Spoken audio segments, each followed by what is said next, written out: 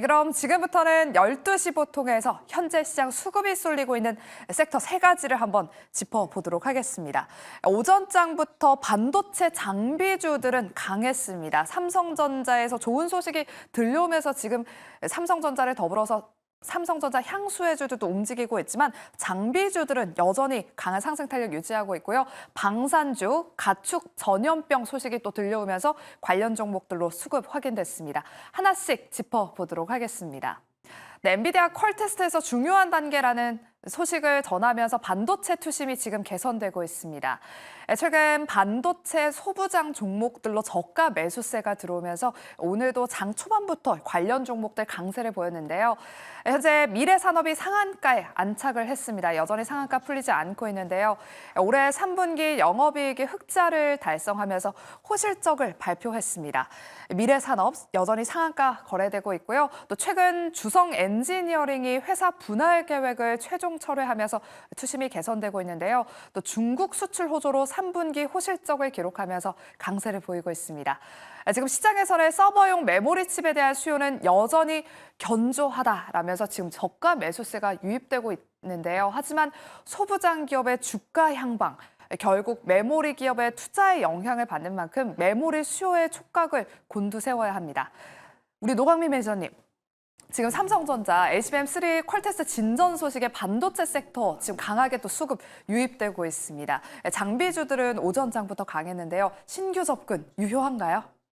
네, 오늘 이제 장 초반에는 방금 이야기하신 것처럼 이제 좀 반도체 종목들 지지부진했는데 삼성전자가 이제 11시 경부터 3%를 이제 상승을 시키면서 코스닥의 관련 종목들 또 많이 지금 오르고 있습니다. 자, 그래서 그 엔비디아의 그 HBM3를 4분기 때는 본격적으로 납품을 할 수 있다. 이제 그 소식이 나온 거거든요. 그러니까 이번에 SK 하이닉스가 영업이익이 3분기 때 무려 7조 원이나 되는 어마어마한 수익이 난 것도 바로 그것 때문이고, 그러면 삼성전자가 실제로 엔비디아 이제 납품을 하게 되면은 본격적으로 이제 내년에 또 실적이 그만큼 아니 그 이상으로 또 나올 가능성이 충분히 있지 않나, 이제 그런 기대감이 있습니다. 그리고 워낙 주가가 PBR 1배 수준으로 엄청난 PBR 종목이 되어버렸기 때문에 삼성전자가 오늘 이제 촉발을 시켰습니다. 자, 그래서 관련된 종목들이 많이 오르고 있는데, 일단 신규 접근 유효 이렇게 이제 질문을 하시면 당연히 신규 접근이 유효하다 이렇게 이야기 드릴게요. 자, 오늘 올라간 종목 이제 나오고 있는데, 미래산업 저 종목은 이제 약간 시총이 작은 종목이라서 예외를 하고요. 에이징랜드는 이제 제가 생쇼에 가지고 있는 보유 종목이죠. 오늘 또 급등이 나왔습니다. 그다음에 STI, 테크윙, 제이오 뭐 이런 종목들이 다 상승이 나왔고, 오늘 관련된 뭐 네오셈, 엑시콘 이런 종목도 급등이 나왔고요. 그다음에 주성 엔지니어링은 실적 호조로 나왔기 때문에 간만에 오랜만에 이제 반도체주로 훈풍이 지금 오늘 불어닥쳤다 이렇게 이야기 드려보겠고, 그래서 신규 접근 유효하다 말씀드리겠습니다. 네, 우리 노광민 매니저님 역시 돌파 매매를 보여주시는 저력답게 포차 안에 있는 에이징랜드도 지금 10% 넘게 급등하고 있습니다. 반도체 지금 저평가 매력이 있다면서 신규 접근도 가능하다라는 투자 전략 세워주셨습니다. 그럼 두 번째 테마 짚어보도록 할게요. 중소형 방산주들도 움직이고 있습니다. 오늘 북한이 평양 동해상으로 장거리 탄도미사일을 발사했다는 속보가 전해졌는데요. 한미 국방장관이 미국 워싱턴에서 안보 협의회의를 개최하고 북한의 러시아 파병을 규탄한 직후 발사가 이루어졌습니다. 북한이 러시아의 주권과 안보이익이 계속 위협받을 경우 불필요한 결정을 내릴 것이다 라면서 참전을 시사했는데요. 이 불필요한 결정은 현재 러시아로 파병돼 있는 10,000명이 넘는 북한 병력의 우크라이나 전쟁 참여로 풀이되고 있습니다. 이렇게 북한의 미사일 발사 소식에 우리 증시 또 오전장 지수를 끌어내리고 여전히 코스피 지수에도 부담이 되고 있는 상황인데요. 중소형 방산 종목들 일부 상승세 이어가고 있습니다. 매니저님. 요즘 뭐 러우 전쟁도 그렇고 우리나라 지금 북한도 좀 분위기가 심상치 않은 것 같습니다. 방산주들도 계속해서 꿈틀대고 있는데 어떤 대응 전략이 필요할까요?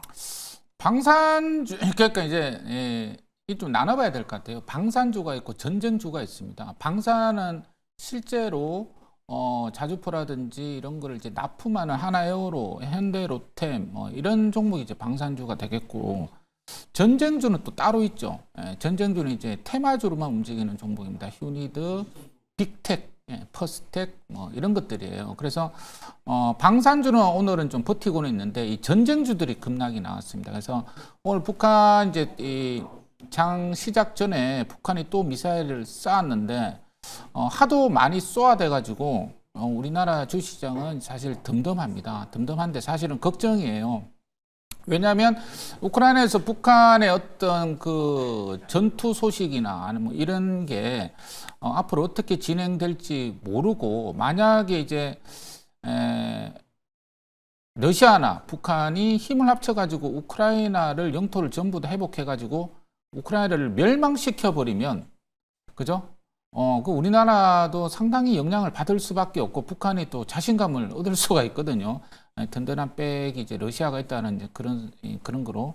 그렇기 때문에 떨어질래 떨어질 수가 없는 어떤 뉴스거리가 계속적으로 산재 있는 그런 종목입니다. 대신 관련 종목들, 예를 들면 한일단조, 빅텍, 퍼스텍 이런 종목들은 한 달 전에 미리 움직였고, 그리고 오늘 예를 들어서 한일단조가 지금 뭐 한 10% 이상 떨어지고 있고, 스페코 같은 경우는 또 삐레치연봉 고점에서 두드려 맞고 장대 음봉이 떨어졌기 때문에 이 종목들은 좀 예외로 매도 전략으로 하고, 방산주 뭐 하나에어로스페이스는 그대로 홀딩하는, 이렇게 분할해서 매매를 대응하시면 되지 않을까, 이렇게 말씀드릴게요. 네, 섹터 내에서도 종목의 옥석 가리기가 필요하다라고 하나하나씩 짚어주셨습니다. 잘 참고하셔서 대응해 보시길 바라겠고요. 마지막 테마 짚어보도록 하겠습니다.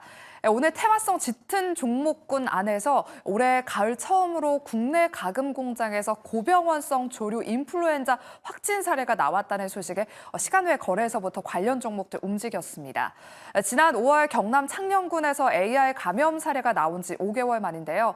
최근 가축 전염병 럼핀 스킨 확산에 이어서 이 조류 인플루엔자까지 발병하면서 비상이 걸렸습니다. 고병원성 AI는 농장에서 사육하는 가금류 전체를 다 살처분해야 하는 탓에 이 수급 문제가 발생할 수 있는데요. 전국에 조류 인플루엔자 바이러스가 확산할 경우 닭고기와 달걀 가격이 또 치솟을 가능성이 있습니다. 매니저님, 이 테마는 좀 어떻게 봐야 될까요? 관련 종목들 지금 음봉 전환한 종목들도 많고 대부분에 다 윗꼬리를 좀 달았습니다. 오후장에는 쳐다보지 말아야 될까요? 네, 이제 럼피스킨의 고병원성 AI까지 가축 전염병 테마 대응 전략 이렇게 되는데, 삼성전자가 3% 오르고 있는 장입니다.